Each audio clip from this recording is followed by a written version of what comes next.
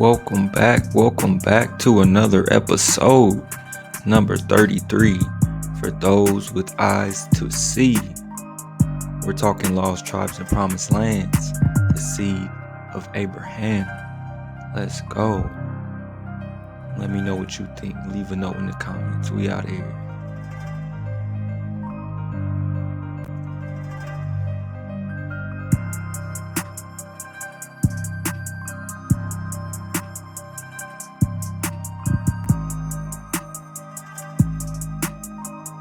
Another one for the tribe. All praise the Most High. Let's go. Number 33, for those with eyes to see. We out of here for this one. Allah, wow. You know how we do it. We got to get the flute flowing, get the vibes going. For thus saith Yahweh, go down to the place of King Judah, where you shall utter this word. Say, hear the word of your power, O King of Judah, you who sit on the throne of David, and your courtiers and your subjects who enter these gates. Thus saith Yahweh, do what is just and right. Rescue from the defrauder anyone who is robbed. Do not wrong the stranger, the fatherless, and the widow. Commit no lawless act, and do not shed the blood of the innocent in this place. For if you fulfill this command, then through the gates of this palace shall enter kings of David's line, who sit upon his throne, riding horse-drawn chariots, with their courtiers and their subjects. But if you do not heed these commands, I swear by myself, declares Yahweh, that this place shall become a ruin. Let's go. For thus saith Yahweh concerning the royal palace of Judah, you are as Gilead to me, as the summit of Lebanon, but I will make you a desert, uninhabited towns. I will appoint destroyers against you, each with his tools. They shall cut down your choicest cedars and make them fall into the fire. And when many nations pass by this city, and people ask one another, why did Yahweh do thus to a great city? The reply will be, because they forsook the covenant with the eternal, their power, Yahweh, and bowed down to other gods with a little g, and served them. Do not weep for the dead, and do not lament for him. Weep rather for him who is leaving, for he shall never come back to see the land of his birth. Let's go. Number 33, for those with eyes to see. We're talking fair use, teaching, scholarship, and research. To be honest, I don't think y'all ready for this one. We gonna see. Let me know what you think. Leave a note in the comments. Are you the dragons found here in the Americas? Let me know. Because you're now tapped in with Dragon Canoe. We're steadily rowing and we're constantly flowing.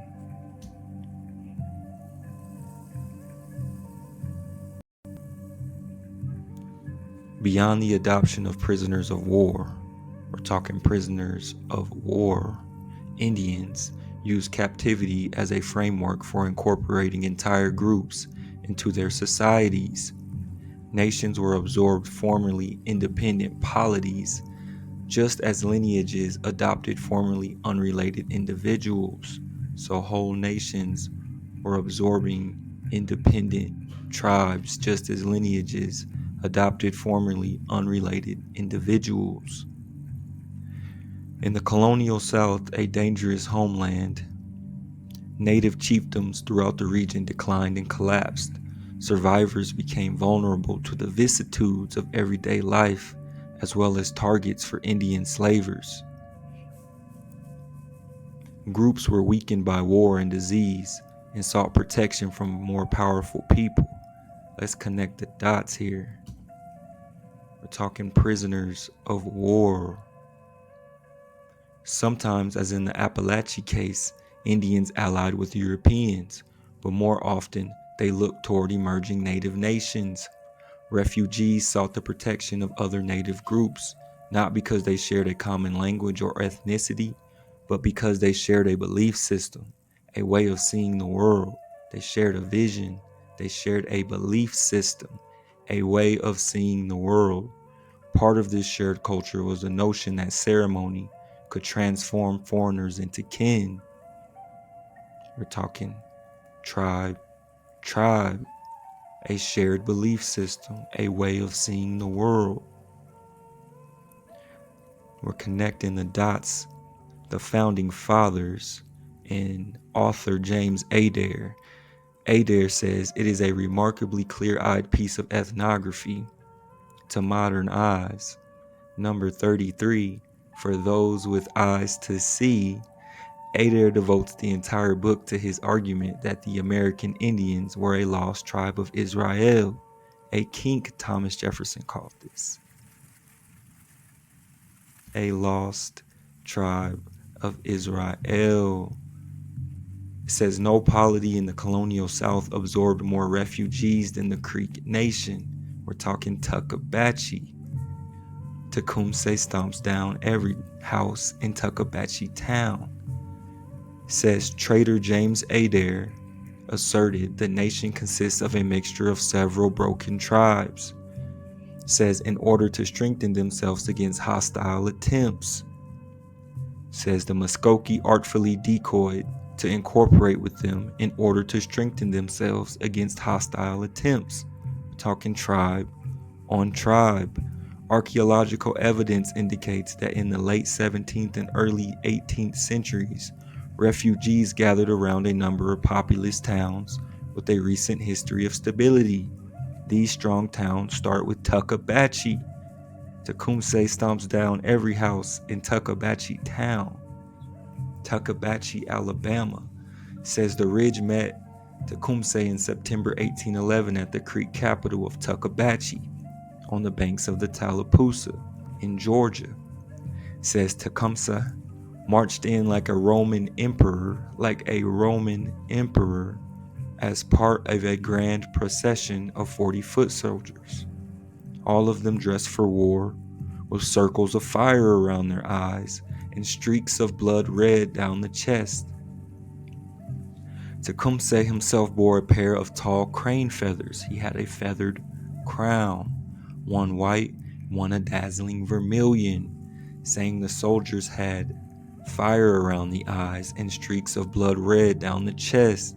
Tecumseh marched in like a Roman emperor. Let's connect the dots. The Romans were talking streaks of blood red down the chest. Vermilion, liquid mercury and cinnabar formed the pigment vermilion, which was recorded by a Greek alchemist living in Upper Egypt. We're just connecting the dots. Like the Greeks, the Romans also used cinnabar.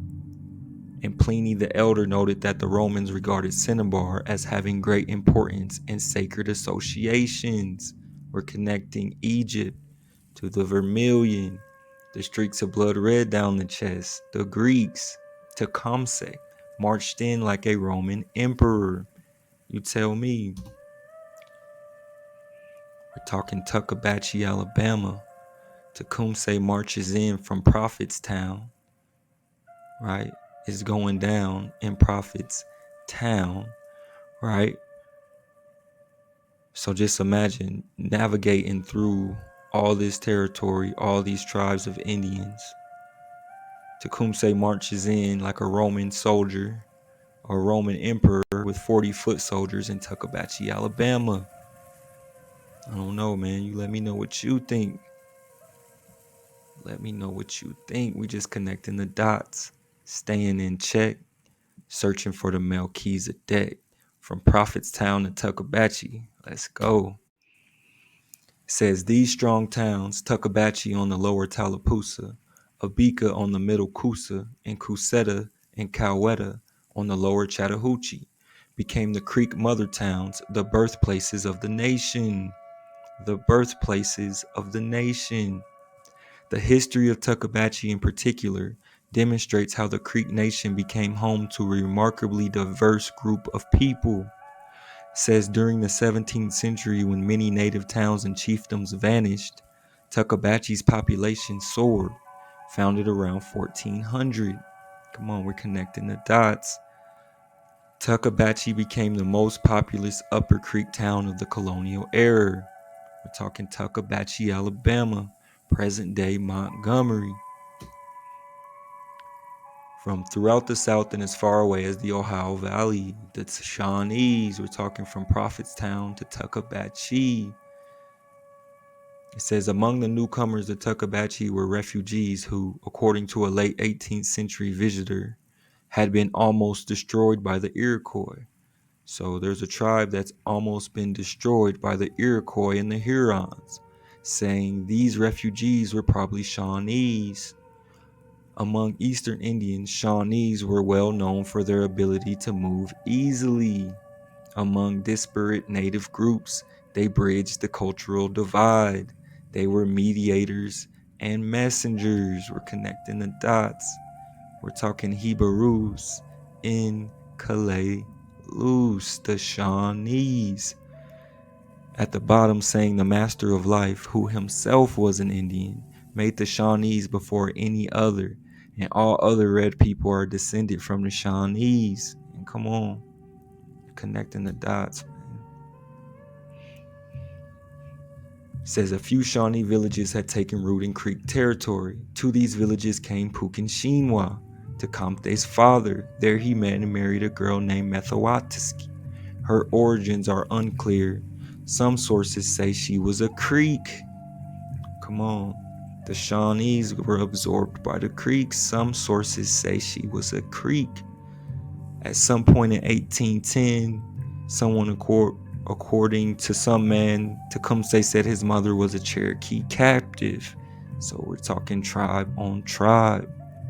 The Iroquois almost destroying the Shawnees, man. What does this sound like to you? Let me know what you think. Leave a note in the comments. We're talking Shawnees, a portion of the Indian delegation that visited Governor General George Prevost Drummond in 1814. Copper-colored Khans, says Tecumseh's sister Tecumseh is believed to be the second woman from the left. We're talking copper-colored Khans. Let's go. 1814. We just staying in check, searching for the Melchizedek. It says wide travel and diplomatic success, abilities usually associated with great spiritual power, afforded the Shawnees a certain cachet among Indians. The Shawnees having great spiritual power, we're talking priests, kings. Creek oral tradition recalls that these refugees came bearing powerful medicine and gave local leaders sacred copper plates. Sacred copper plates. Come on now. Talking Moshe, Joshua. Sacred copper plates, which the Tuckabaches believed were from the upper world. The upper world. After the Shawnees' arrival, the Raccoon Fox and Aktayat Kalgi clans formed a new phratry, a descent group calling the Sawalnagalga, the Shawnee people. These may have been the clans that newcomers joined. Says the native Muskogees, the Red Sticks, may have forged this phratry in an effort to attract some of the sacred power that the Shawnees seem to possess. The sacred power the Shawnees seem to possess. They came bearing powerful medicine and sacred copper plates from the upper world.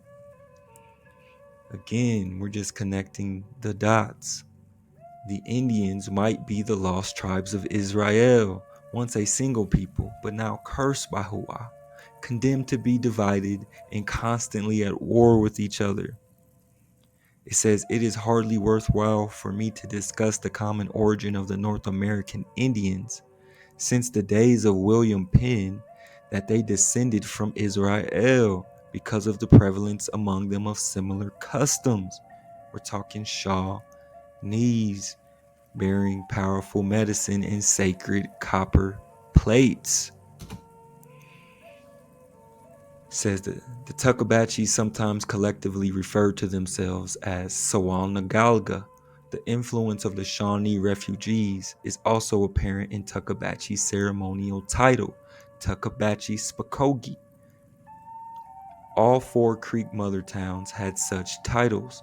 The lower Creek capitals were known as Tall Coweta and Big Cuseta, while the meaning of Upper Town Abika's designation of Nagi, we're talking Nagi here, copper-colored Nagis, remains obscure. For the Tuckabachis, Spakogi probably reflects a Muskogean corruption of the Kispakoki Shawnees. All right, we're connecting the dots. Tuckabachi Town, the Sawanagalga, the Creek mother towns of Tall Coweta and Big Cuseta, and the upper town of Abika's designation of Nagi. For the Tuckabachis, Spakogi probably reflects a Muskegon corruption of the Kispakoki Shawnees. All right, we're connecting the dots. It says the title reflects how integral the Shawnee refugees were to the group identity. So these Shawnee refugees come to Tuckabachi Town bearing powerful medicine, sacred power. They trying to connect themselves to them. We're talking Nagis, Spakokis, Sawal Nagalga. Let's go. Number 33 for those with eyes to see. At the top of the social order, chiefs, we're talking khans, chiefs, drew their power primarily from close association with the sacred. Such power came from harnessing the spiritual forces present in the mundane, animals, plants, and geographic features, as well as in the esoteric. Focusing on the esoteric, Mississippian Khan chiefs sought out connections and experiences with lands beyond their polity, even with the upper and lower worlds. So these chiefs have a close association with the sacred. They harness their power from forces present in the mundane, such as the land, the plants, and the animals, and they seek connections with the upper and lower worlds. We're talking priests, kings, Khan, chiefs. Let's go. We're talking Emerald Mound, the most important mound of the Natchez. AD 1500, when the capital was moved to the grand village of the Natchez Indians. We got Tuckabachi popping up around 1400. The Natchez about 1500, saying when the capital was moved to the grand village of the Natchez Indians. As such, it was home to the most important political and religious leaders of the tribe. We're talking priests, kings in the state of Mississippi, the Emerald Mound. It says those who claim the requisite knowledge could gain access to powerful sacred forces. We're talking Shawnees, which they could then use to control events, they say, and beings. Those who claim the requisite knowledge could gain access to powerful sacred forces, which they could then use to control events and beings. A French planter observed that the Natchez chief, or great son, is at the same time chief priest, priest kings, khans. The great son is at the same time chief priest and sovereign of the nation. The great son, like other Mississippian chiefs, claimed descent from the sun, a celestial deity of great importance for these agricultural people. The Mississippian chief priest claimed descent from the sun. According to the Natchez, the first great sun descended from the sky, but on earth he was so powerful that he could kill men merely by looking at them. So connect the dots here, man. We're staying in check, searching for the Melchizedek chief priest, saying he descended from the sky, but on earth he was so powerful that he could kill men merely by looking at them. I am the master. You are the last dragon. Let's go. The first son ordered the people to build him a temple in which to reside, saying, upon his death, this son transformed into a stone statue and remained within the temple as a symbol of the ruling lineage's divine ancestry. We're talking the line of David, the Melchizedek. The Appalachian chiefs claimed a divine right to rule that derived from their ancestor Nicaraguadca, the lightning deity and a son of the sun. Come on, man. Connect the dots. Staying in check, searching for the Melchizedek, the ancient ancestor Nicaraguadca, the lightning deity and a son of the sun, who came to this world in the form of a man. After killing false lightning, a pretender to the chieftaincy, Nicaraguadca assumed leadership. So Nicaraguadca came down, apparently kills the false lightning, claiming the throne. We got the first son transforming into a stone, claiming the divine right to rule through one ancient ancestor. Man, what are we really talking about here? Says a chief kept three worlds in balance, ensuring his people's agricultural success. After announcing his impending death, Nicaraguadca told his Appalachian subjects, "What I charge you today is that as soon as I die, you should throw my body in some large pots with squashes, melons, and watermelons, and fill them with water, and put them on the fire until they boil very thoroughly, so that I may leave with that steam, having converted into mist." We're talking ether here. Having converted into mist, he said, "Chop me up, put me in a pot with some squashes, melons, and watermelons. Fill it with water, boil it, so that I may leave with that steam, having converted into mist. This is for when you have your field sown. I will remember you and give you water. And accordingly, when you hear it thunder, it is a sign that I am coming. I am the master. I am coming.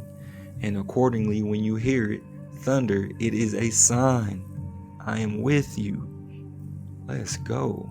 We're talking Shawnees and the head, horns, flesh, and excrement of the giant horned snake that they subsequently overcame. Man, we're talking Shawnees traditions, saying our grandmother's grandson and the Thunderbirds are also involved. We're talking thunder birds in the Kishpakoke division of the Shawnees, which originally contained feathers from the Thunderbirds, saying some of my informants think that the trefoil-shaped tomahawk was added by Tecumseh.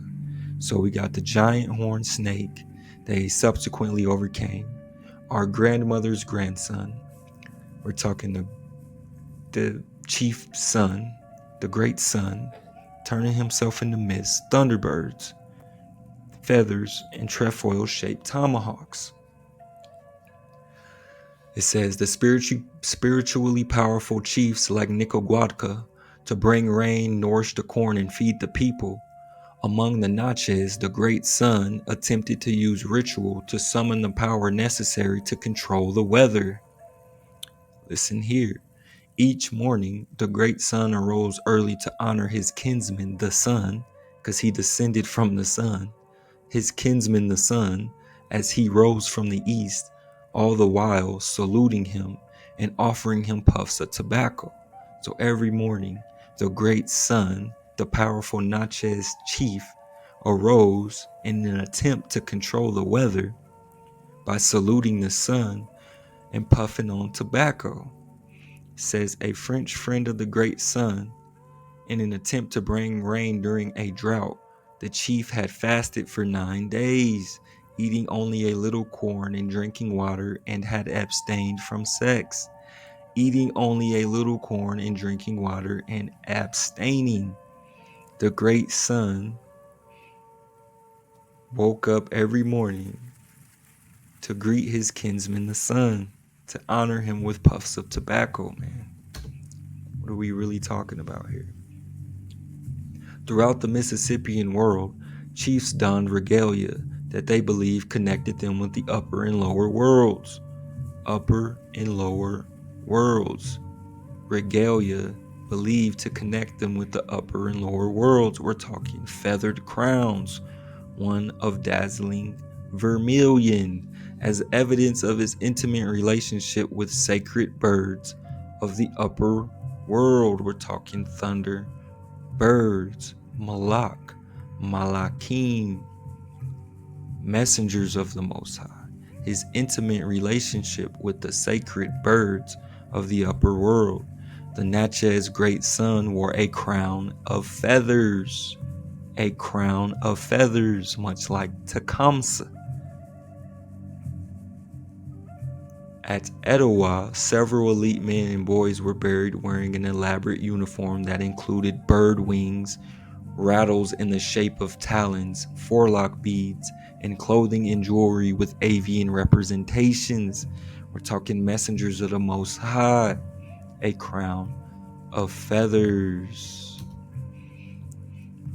The feathered crown. The chief's elaborate tattooing signifies his high rank and his feathered crown, his connection to the upper and lower worlds. We're talking staying in check, searching for the Melchizedek. Almost certainly, these elites had been dressed as falcons, invincible warriors who, according to later oral tradition, could transform into the thunder deity and travel between this world and the upper world. We're talking thunder birds, malakim,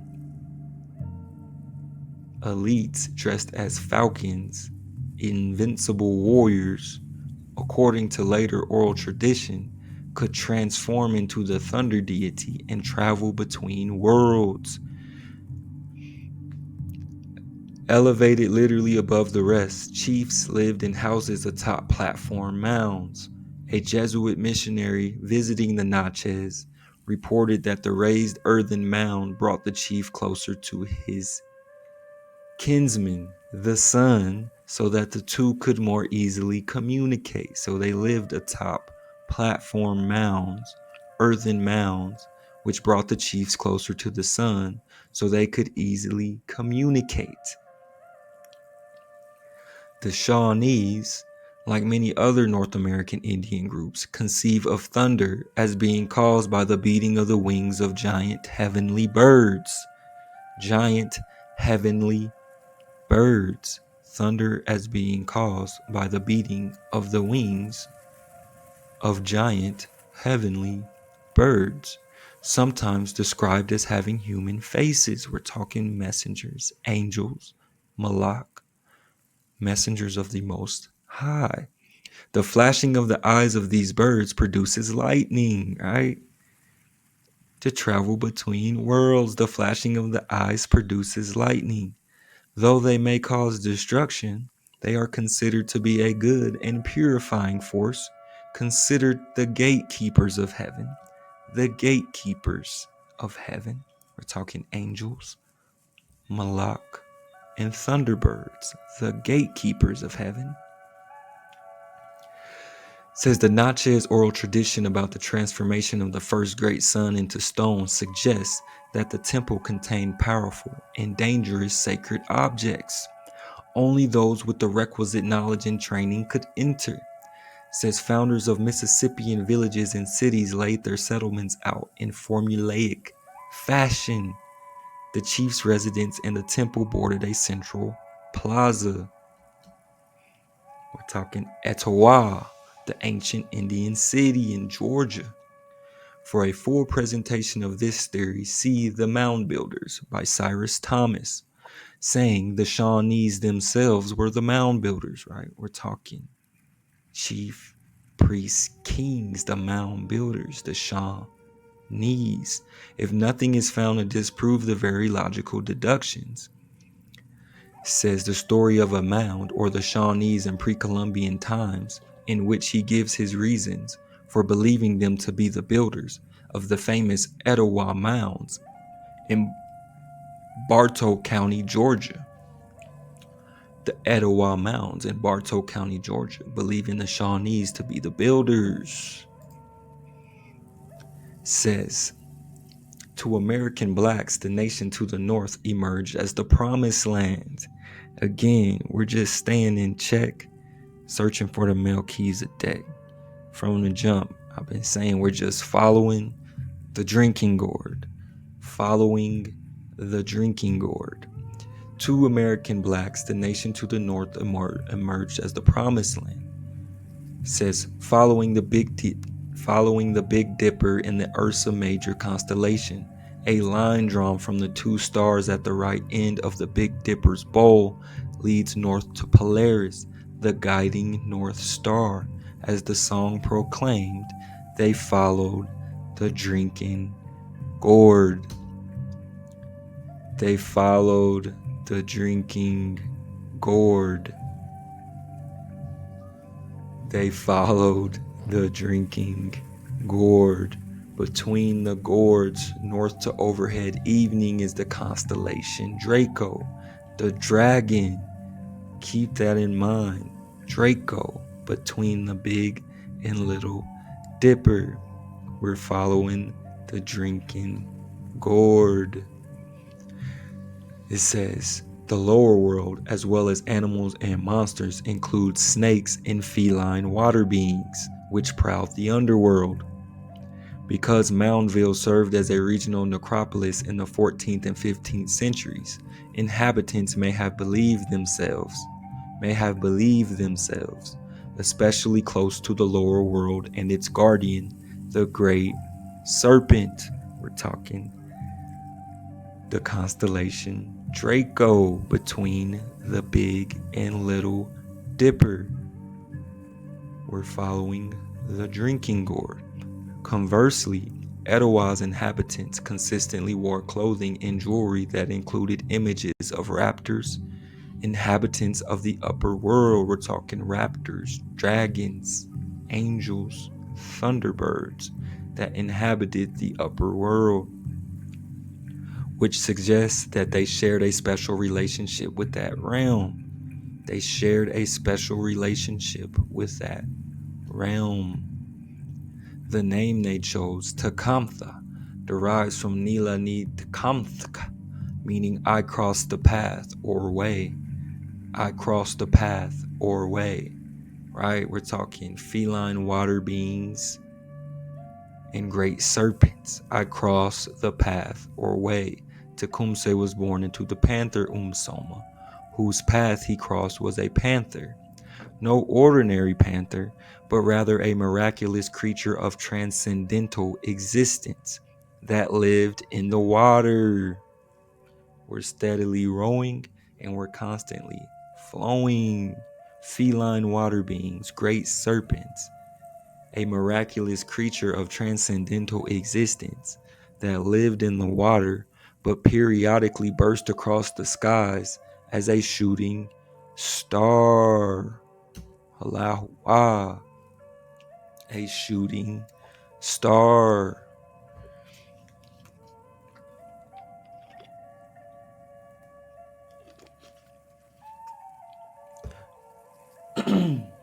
An 11th century sculpture from Cahokia depicts a skirted kneeling woman holding a hoe, tilling the back of a mythic water panther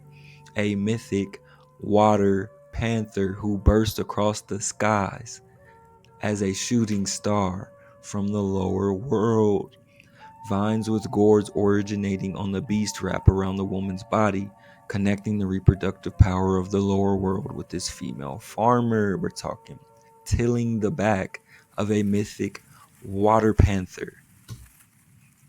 Come on, man. We're just connecting the dots. We're talking mound towns, mound cities, Cahokia, Etowah, Bartow County, Georgia, Natchez, Mississippi, St. Louis, Central Cahokia Precinct, East St. Louis.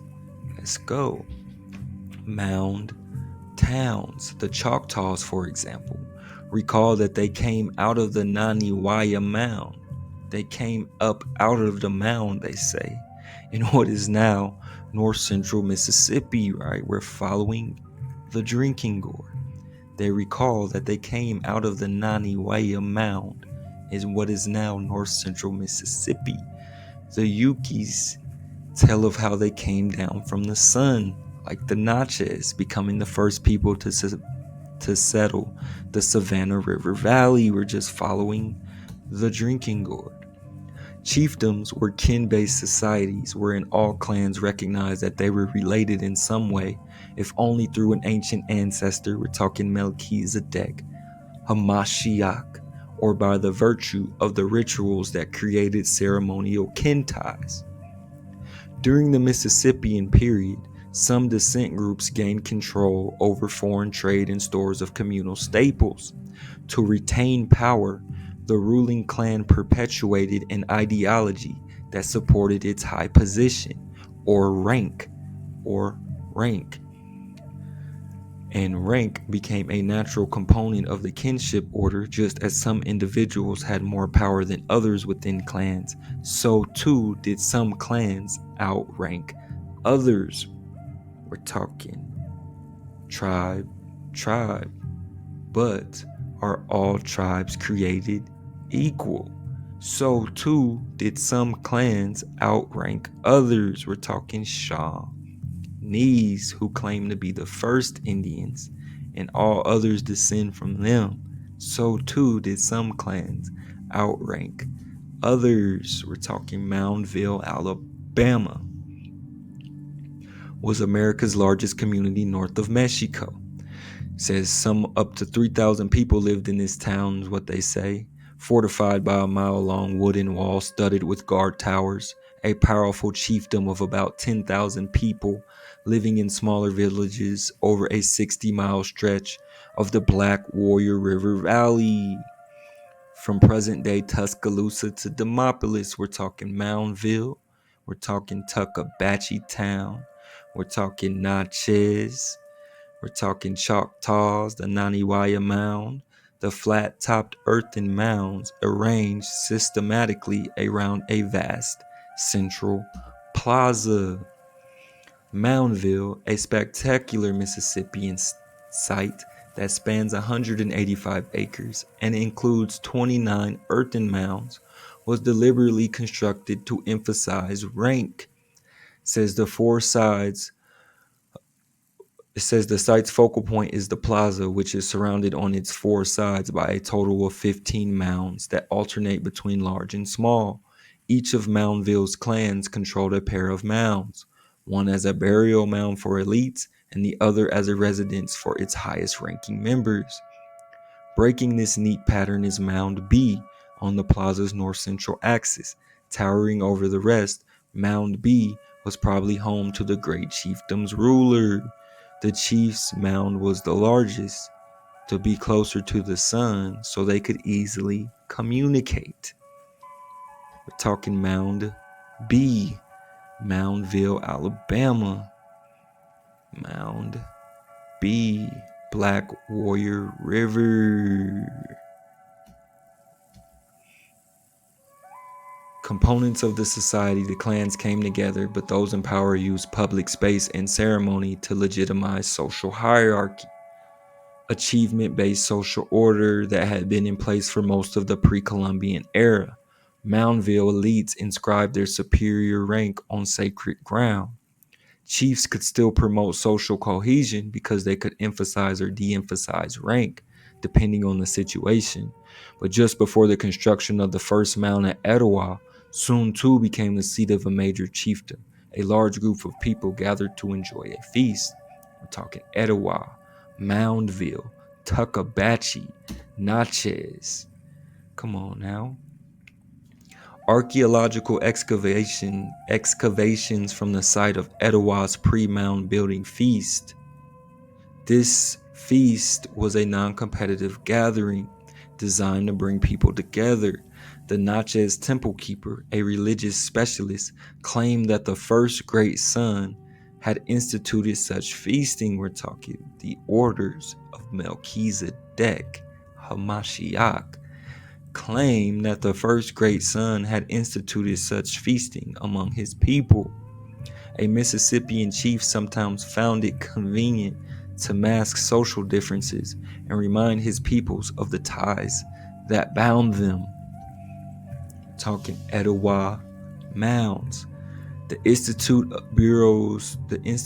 Bureau of American Ethnology explored Mound C under the direction of Dr. Cyrus Thomas, the same man whose claiming the Shawnees built the Etowah mounds. The site was not to be disturbed, especially the burials. It says the Georgia Historical Commission purchased the property from the Tumlin family to make the Etowah Indian Mound a prominent state historic site, right? 1776, we're talking these so-called founding fathers, man. Just connecting the dots, following the drinking gourd, as they say. Mississippians assume that the people were born unequal. Everybody ain't the same, they say. Everybody ain't the same.